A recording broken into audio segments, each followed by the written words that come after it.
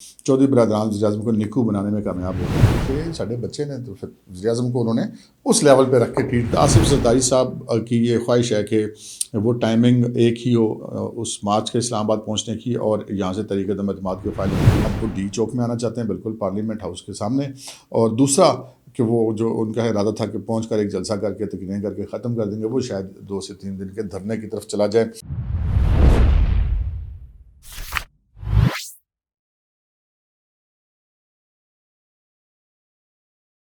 अस्सलाम वालेकुम नाज़रीन, प्रोग्राम विजन बाय राजा आतिफ जुल्फ़िकार के साथ आपकी खिदमत में हाजिर। नाज़रीन, सियासी अखाड़ा तैयार है। सियासी पहलवान बड़े मुकाबले के लिए अपने अपने लंगोट कस चुके हैं और सीटी बजते ही दंगल शुरू हो जाएगा। और फिर हम आज के प्रोग्राम में ये भी जिक्र करेंगे कि जनाब रेफरी ने अपनी गैर जानबदारी का ऐलान कर दिया सारे दंगल के लिए, ये क्या मामला है। और फिर चौधरी बरदरान जो इस सियासी अखाड़े के बड़े तजर्बाकार पहलवान हैं, वो वज़ीर आज़म को निक्कू बनाने में कामयाब हो गए हैं, बावजूद इसके कि अपोजिशन की तरफ से उनका भाव जो है वो कुछ ज़्यादा उनको नहीं मिला था। इन तमाम मामलात पर आपसे बात करेंगे, मगर इससे पहले कि हम अपने प्रोग्राम को आगे बढ़ाएं, आपसे गुजारिश है कि अगर अभी तक आपने हमारे चैनल सब्सक्राइब नहीं किया तो प्लीज़ कर लीजिए और साथ ही बेल आइकॉन भी दबा दीजिए ताकि जो ही हमारा कोई नया प्रोग्राम अपलोड होता है तो उसका नोटिफिकेशन फौरी तौर पर आपको मौसूल हो सके। प्रोग्राम का बाकायदा आगाज़ करते हैं नाज़रीन। सबसे पहले तो आज एक अफसोसनाक वाक़या हुआ, वो पेशावर में होने वाले जो बम धमाके थे, ख़ुदकुश हमला था। उसमें बहुत सारी कीमती जानें भी गईं, बहुत सारे लोग ज़ख्मी भी हुए और हर मुहब्बे वतन पाकिस्तानी जो है वो उस धमाके पर परेशान है, अफसरदा है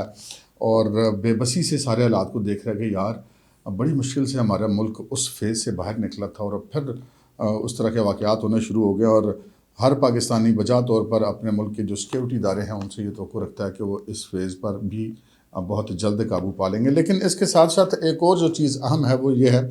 कि पाकिस्तान में 24 साल के बाद ऑस्ट्रेलिया की क्रिकेट टीम आई है और कोई भी बड़ी टीम एक तवील अरसे के बाद 2-2.5 दहाइयों के बाद पाकिस्तान आई है। और ऐसी सिचुएशन में जबकि रावलपिंडी में आज टेस्ट मैच का पहला दिन था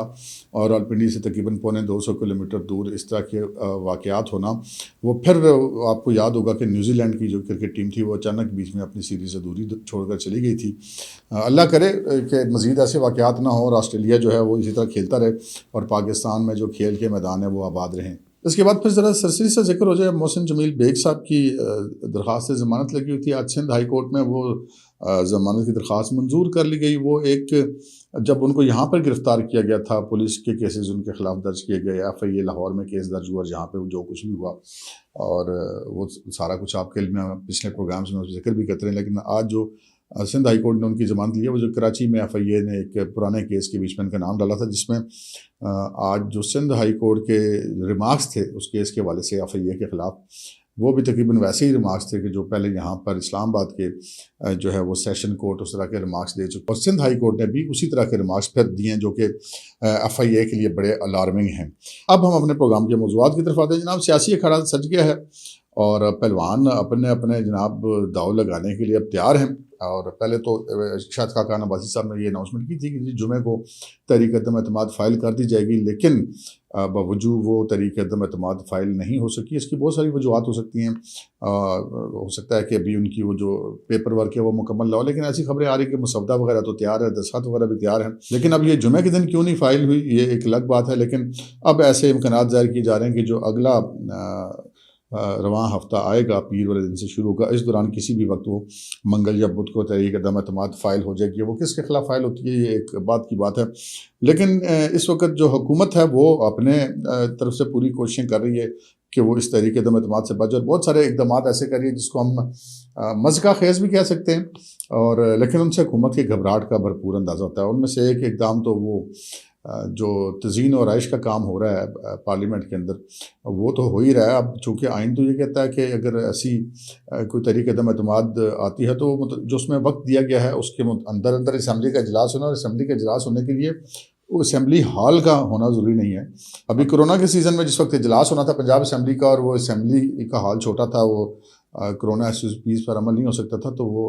लाहौर के एक निजी होटल में भी वो इजलास बुलाया गया था। तो इजलास कहीं पे भी हो सकता है,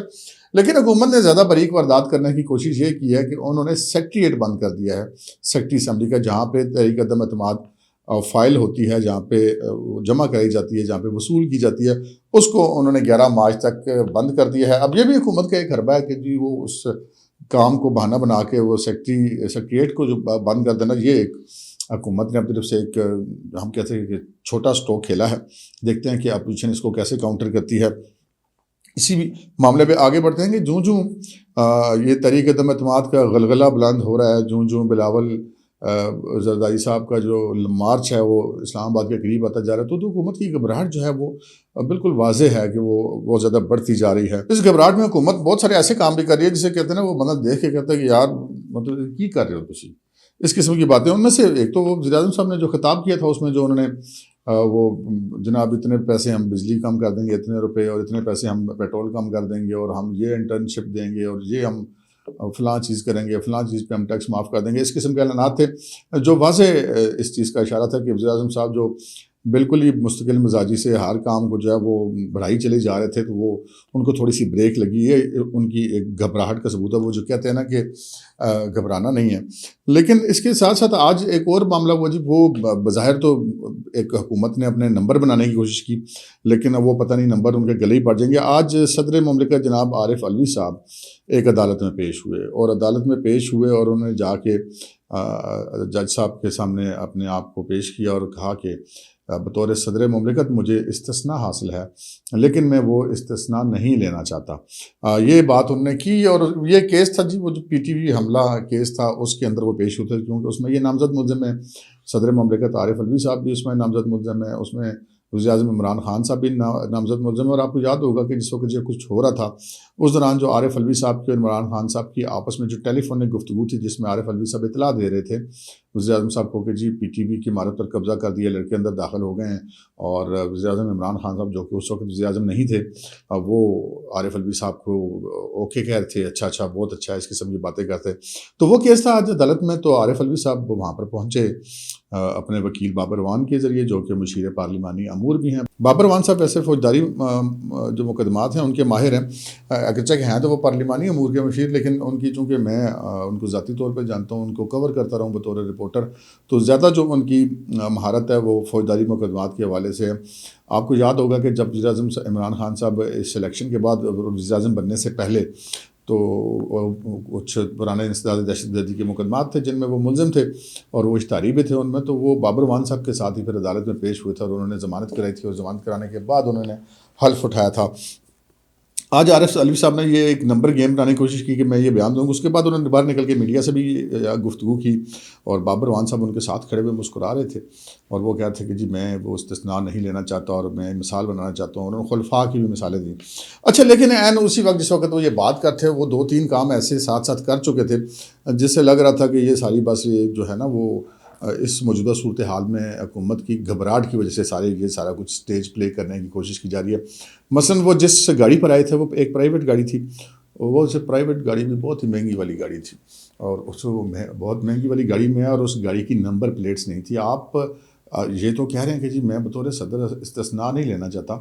لیکن آپ نے اپنی پرائیویٹ گاڑی کو نمبر پلیٹوں سے کب سے استثناء دے دیا؟ وہ آپ نے پھر کیسے لے لیا؟ آپ ایک ہی وقت میں قانون کی خلاف ورزی کر رہے ہیں، دوسری عدالت میں جا کے کہہ رہے ہیں کہ جی میں وہ استثناء نہیں لینا چاہتا. اس حوالے سے بھی جو ماہرین ہیں ان کا یہ کہنا ہے کہ وہ لینا چاہتے ہیں یا نہیں لینا چاہتے ہیں. جج صاحب کے پاس اس حوالے سے شاید مبینہ طور پہ کوئی آپشن نہیں ہے. وہ استثناء تو ان کو ملے گا ہی ملے گا جب تک وہ صدر ہیں کم از کم. اور پھر وہ میں نے آپ کو عرض کی کہ وہ بغیر نمبر پلیٹ والی گاڑی پیش ہوا. پھر جس وقت وہ آئے تو وہ ان کے ساتھ سادہ لباس میں بہت سارے اہلکار تھے جنہوں نے پوری احاطہ عدالت کو گھیرے میں لے رکھا تھا. انہوں نے صحافیوں کا عدالت کی بلڈنگ میں داخلہ بند کر دیا، اور جب صحافیوں سے پوچھتے رہے بھائی تسی کون لوگ ہو، آپ نے کیوں بند کیا بھائی، آپ کیسے بند کر سکتے ہیں، تو ان کے پاس اس کا کوئی جواب نہیں تھا. تو ایک ہم اسے کہہ سکتے ہیں کہ ایک سٹیج پلے کیا گیا، اور وہ عوام کے سامنے کہ جی ہم بڑے وہ ریاست مدینہ والے ہیں. تو بہرحال اب دیکھتے ہیں کہ وہ جو ریاست مدینہ والا ان کا معاملہ ہے، جو انہوں نے اپنے ایک تاثر کو اس کو گہرا کرنے کی کوشش کی، وہ گہرا مزید ہوتا ہے یا کہ مزید کم ہو جاتا ہے. پھر اسی طرح آج ایک اور معاملہ ہوا. وہ معاملہ یہ ہے کہ جی انصار عباسی صاحب نے پہلے بھی ایک خبر دی تھی، تو جب فوج کے حوالے سے کوئی بات ہوتی ہے تو وہ رابطہ کر کے اس قسم کی خبر دیا کرتے ہیں. اور انہوں نے آج بھی ان کی اخبارات میں جو جنگ گروپ کے اخبارات ہیں ان میں کوئی خبر چھپی ہوئی تھی کہ پہلے مریم اورنگزیب صاحبہ نے الزام لگایا تھا کہ پشاور سے ٹیلی فون آ رہے ہیں، اس کے بعد کہیں پیپلز پارٹی کے لوگوں نے بھی یہ بات کی، اور اس حوالے سے پھر جب انصار عباسی صاحب نے بقول ان کی خبر کے بقول انصار عباسی صاحب کے جو انہوں نے اپنی خبر میں درج کیا ہے کہ انہوں نے جب D G ISPR major general Babar Iftikhar سے رابطہ کیا تو بابر افتخار صاحب نے کہا کہ جناب ایسی کوئی بات نہیں ہے، اور پاک فوج بالکل نیوٹرل ہے اور سیاستدان سیاست کر رہے ہیں اور پاک فوج کا سیاست سے کوئی تعلق نہیں، جو انہوں نے گفتگو کی اس کا مفہوم یہ تھا۔ تو یہ ویسے خبر جو ہے وہ عین اس موقع پر انصار بھائی صاحب بھی بڑے شرارتی آدمی ہیں، شاید انہوں نے اس وجہ سے عین چونکہ یہ موقع بڑا اہم ہے تو اس اہم موقع کے بیچ میں اس طرح کا ایک بیان جو ہے وہ چونکہ از خود تو وہ جاری کر ہی رہے تھے تو انہوں نے خود ان سے پوچھ لیا، اور پوچھنے کے بعد پھر یہ اس ان کے بیان کو DG ISPR کے بیان کو سیاسی حلقوں میں ایک اہم بیان قرار دیا جا رہا ہے، اور اس سچویشن میں یہ بیان حکومتی حلقوں کے لیے بہرحال پریشان کن ہے۔ آپ نے دیکھا ہوگا، ہم نے دیکھا کہ جناب یہ وزرائے کرام جو تھے وہ جو دن میں 6 پریس کانفرنسیں کرتے تھے، 4 وزیر 3 وزیر اکٹھے کرتے تھے، بولتے چلے جاتے تھے اور رکتے نہیں تھے۔ آج کل وہ بالکل ٹھنڈے ٹھار ہے، اکا دکا کوئی وزیر کسی سے کوئی بات کر لی جائے یا کسی کو کوئی TV چینل پہ لے جیا جائے تو وہ لازم بات ہے اپنی حکومت کا دفاع تو کرتا ہے، وہ کرتے ہیں، لیکن وہ والی بہاریں نہیں ہیں، وہ والی موجیں نہیں ہیں، وہ جو دڑ پریس کانفرنسیں بڑھ چڑھ کر پرائم منسٹر صاحب کے سامنے نمبر بنانے کے لیے پریس کانفرنسیں کی جاتی تھی، اپوزیشن کو رگڑا جاتا تھا، کیچڑ چلا جاتا تھا کہ جناب خان صاحب خوش ہوں گے دیکھ کے۔ تو وہ آج کل وہ سارے بالکل ٹھنڈے ٹھار ہوئے ہیں اور سارے بیٹھ کے وقت کی نزاکت کو اور حالات کے دھارے کو دیکھ رہے ہیں۔ دوسری طرف اپوزیشن جو ہے وہ اپنے کام میں لگی ہوئی ہے، انہوں نے اناؤنس کیا ہوا تھا تحریک عدم اعتماد فائل کریں گے، لیکن اس کے ساتھ ساتھ جو بلاول بھٹو زرداری جو ایک لانگ مارچ کی قیادت کرتے ہوئے کراچی سے چلے ہوئے ہیں اور آج وہ ملتان میں تھے اور ملتان سے وہ آگے نکلے ہیں، تو انہوں نے جو ہے وہ کل ایک اناؤنسمنٹ کر دی تھی اپنے مارچ کے دوران کہ جی 5 دن عمران خان صاحب آپ کے پاس، اس سے پہلے آپ اسمبلیاں توڑ کر انتخابات کرانے کا اعلان کر دیں، ادروائز پھر ہم 5 دن کے بعد اسلام آباد پہنچ کر یہ کام کر لیں گے اور آپ کے خلاف تحریک عدم اعتماد لیں گے۔ یہ جو وجہ بظاہر ایسے محسوس ہوتی ہے، جو آج انہوں نے کہا تھا کہ ہم تحریک عدم اعتماد فائل کریں گے وہ نہیں ہوئی، اور وہ اگلے ہفتے کے دوران کسی وقت فائل کی جائے گی۔ شاید آصف زرداری صاحب کی یہ خواہش ہے کہ وہ ٹائمنگ ایک ہی ہو اس مارچ کے اسلام آباد پہنچنے کی اور یہاں سے تحریک عدم اعتماد کے فائل ہونے کی، یعنی کہ ایک طرف تحریک عدم اعتماد فائل ہوئی ہو اور دوسری طرف باہر پاکستان پیپلز پارٹی کا جو لانگ مارچ کے شرکاء موجود ہوں۔ اور اس حوالے سے کچھ ایسی بھی خبریں آ رہی ہیں کہ جو بلاول بھٹو زرداری صاحب نے اعلان کر رکھا تھا کہ وہ جب مارچ لے کر اسلام آباد پہنچیں گے تو اس کے بعد وہاں پہ ایک جلسہ کر کے اس کو ختم کر دیں گے، اس میں شاید وہ کچھ اب ترمیم کا اپنے ارادے میں سوچ رہے ہیں، اور شاید 2 سے 3 دن ممکن ہے کہ پاکستان پیپلز پارٹی کے کارکن اسلام آباد میں ایک دھرنے کی صورت میں بیٹھیں، اور یہ بھی ایک دباؤ ڈالنے کی حکمت عملی ہو سکتی ہے۔ پھر دوسرا ان کا یہ پروگرام تھا کہ وہ فیض آباد پہنچیں گے، چونکہ فیض آباد بھی اسلام آباد کا حصہ ہے، لیکن اسلام آباد کی باؤنڈری پنڈی سے شروع ہوتی ہے، وہ فیض آباد کا مقام ہے، تو وہاں سے جو ہے وہ اپنا جلسہ کر کے ڈسپرس ہو جائیں گے، لیکن پھر اس میں بھی انہوں نے تبدیلی کر دی اور اب انہوں نے اسلام آباد کی انتظامیہ سے اجازت مانگی پاکستان پیپلز پارٹی نے کہ نہیں جی وہ جلسہ جو ہے وہ ڈی چوک میں جا کے ختم کرنا چاہتے ہیں۔ پاکستان پیپلز پارٹی یہ چاہتی ہے کہ نہ صرف یہ کہ ان کا ریلی جو ہے وہ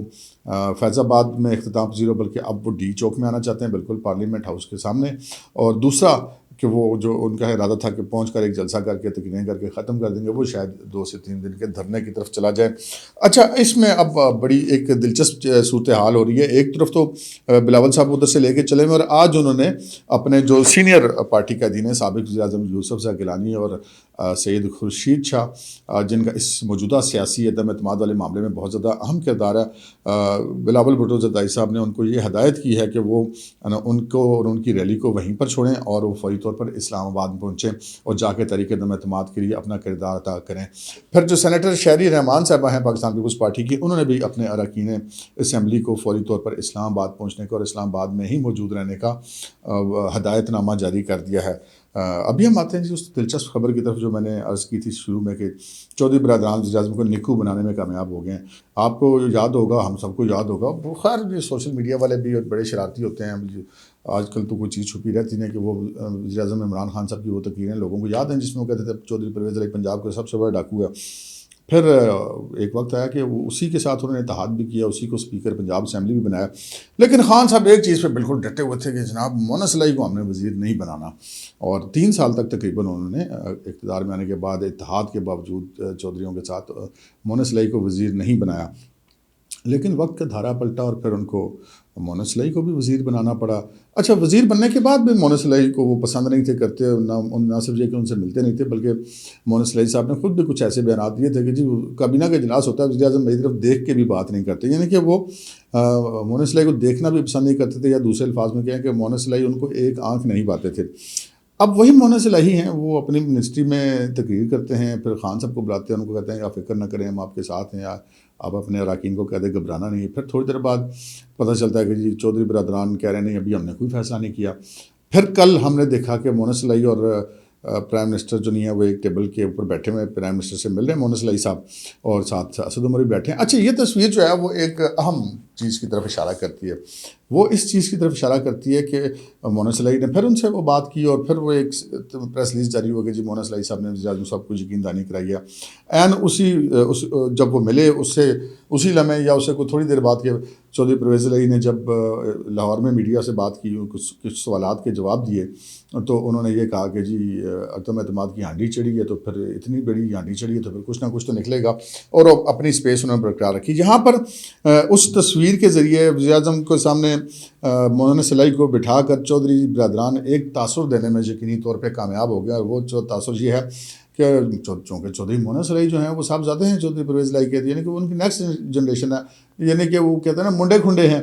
تو انہوں نے اپنے منڈے کھنڈے کو پرائم منسٹر کے ساتھ بٹھا کر انہوں نے یہ تاثر دے دیا, یا وہ بلکہ بڑی کامیابی سے دینے میں کامیاب ہوئے کہ جناب یہ ہمارا جو نہیں بچے برخوردار جو ہیں وہ پرائم منسٹر سے ڈیل کریں, ہم ابھی ذرا اوپر بیٹھے ہوئے ہیں. یعنی کہ چودھری برادران نے اپنے آپ کو پرائم منسٹر سے سیاسی قد میں بڑا ظاہر ثابت کر دیا, بلکہ ظاہر کیا کر دیا, اور اپنے برخوردار کو پرائم منسٹر کے ایکول بٹھا دیا. وہی پرائم منسٹر صاحب جو کہ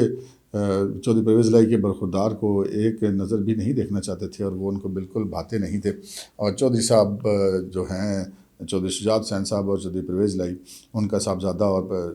پرویز الہی صاحب کا صاحبزادہ اور شجاعت صاحب کا بھتیجا چودھری مونا سلائی, وہ پھر ان کے برابر میں بیٹھ کے, اور پھر انہوں نے کہا کہ ساڈے بچے نے, تو پھر وزیر اعظم کو انہوں نے اس لیول پہ رکھ کے ٹریٹ کیا, اور یہ ایک طریقے سے بڑی انہوں نے ایک سیاسی پیغام دیا, باوجود اس کے کہ اپوزیشن کی طرف ان کا جو ہے وہ بھاؤ کافی گر گیا ہوا ہے, کیونکہ وہ وزارت اعلیٰ دینے پر نواز شریف صاحب ان کو مان نہیں رہے, اور اس حد تک مان بھی گئے تھے کہ جی چلیں ٹھیک ہے آپ وزیر اعلیٰ بن جائیں, تو جو ہی ہم سمجھیں توڑیں تو پھر آپ بھی توڑ دیں. لیکن پرویز الہی صاحب نہیں تھے مانے کہ مجھے 1.5 سال کے لیے وزارت اعلیٰ چاہیے. اب جو ہے وہ پتہ چلا کہ جب وزیر اعظم صاحب چودھری برادران کے گھر گئے تھے اور نکل رہے تھے, نکلتے انہوں نے چودھری صاحب کو ایک دفعہ پھر یہ آفر کی تھی کہ آپ وزیر اعلیٰ بن جائیں, لیکن اس کے لیے آپ پاکستان تحریک انصاف میں شامل ہو جائیں. لیکن پتہ یہ چلا کہ جب چودھری پرویز الہی نے یہ تجویز اپنی پارٹی کے سامنے رکھی, تو اس پاکستان تحریک انصاف میں PMLQ کو ضم کرنے والا معاملہ جو ہے وہ اس پر ان کو اتفاق رائے نہیں مل سکا ہے. تو آج کے پروگرام میں یہ کچھ چیزیں تھیں ہم نے آپ کو بتانی تھی, آپ کی خدمت میں پیش کر دی ہیں. اب تک کے لیے اتنا ہی, اجازت دیجیے, اللہ حافظ.